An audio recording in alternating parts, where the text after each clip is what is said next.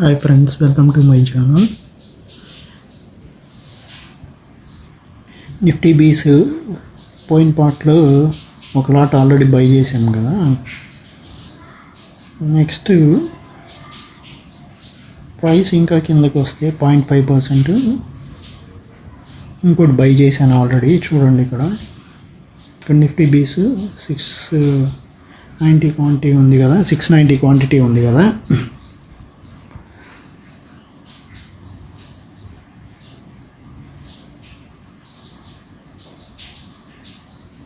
So ఇంకా 0.5% పడితే మళ్ళీ ఇంకోసారి యావరేజ్ చేస్తాను నేను. సో ప్రైస్ ఇక్కడికి వస్తే లిమిట్ ఆర్డర్ పెడతాను మళ్ళీ ఇంకోసారి బై చేయడానికి.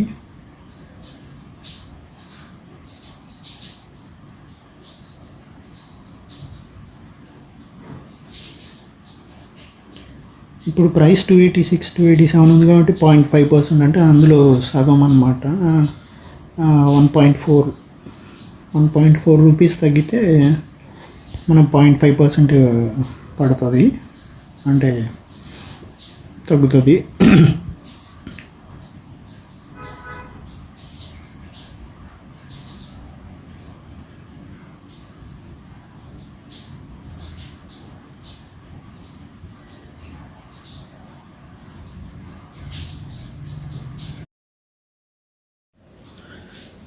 ప్రైస్ చూడండి, ఇప్పుడు థర్డ్ టైం యావరేజ్ చేయడానికి కిందకు వస్తే కనుక నేను థర్డ్ టైం బై చేస్తాను మళ్ళీ ఒక 1 లాక్కి.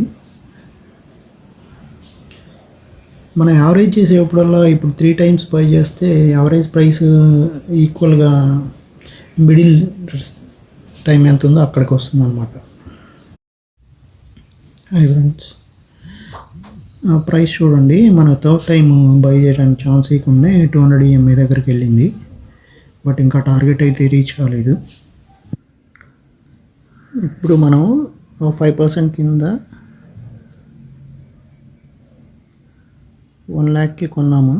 ఎన్ని షేర్స్ వస్తే అంత కొన్నాము. ఇక్కడ మార్కింగ్ చేశాం కదా, 290 సంథింగ్కి కొన్నాను. ఇక్కడ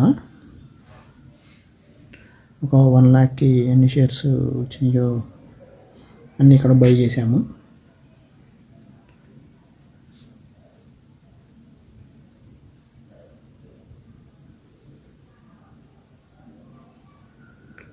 $200 నుంచి 0.5% కిందకి ఎంత ఉందో మార్క్ చేసుకోవాలని చెప్పాను కదా పార్ట్ 1లో. అలాగే ఇక్కడికి ప్రైస్ వచ్చింది కదా, సో ఇక్కడ బై చేసాం మనము. ప్రైస్ కనుక ఇంకో 0.5% కనుక కిందకు వస్తే కనుక మళ్ళీ ఇంకో 1 లాక్ పర్చేజ్ చేస్తాను నేను. అది మార్క్ చేస్తున్నాను చూడండి, ఇంకో 5%కి 0.5%కి.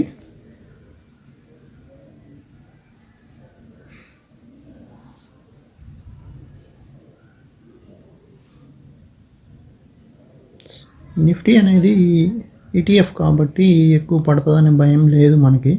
ఒకవేళ పడినా కూడా కొన్నాళ్ళకి గ్యారంటీగా పైకి వస్తుంది. మన అట్లీస్ట్ 200 EMA దగ్గరికి వస్తుంది ఈజీగా. 1 మినిట్ చార్టే కాబట్టి.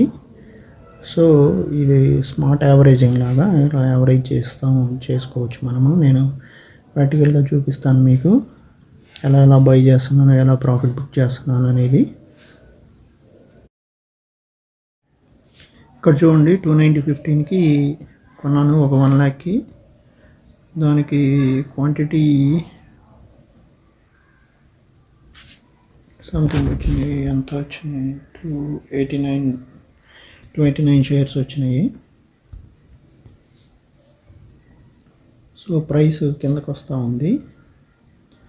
ప్రైస్ అక్కడి నుంచి ఇంకా కిందకు వస్తే కనుక నేను ఇంకా 0.5% కిందకు వస్తే కనుక 0.5% అంటే 1.44 పాయింట్స్ కిందకు వస్తుంది ETFకి. అదే నిఫ్టీ అంటే సుమారు 150-200 పాయింట్స్ కిందకు వస్తుంది అనమాట.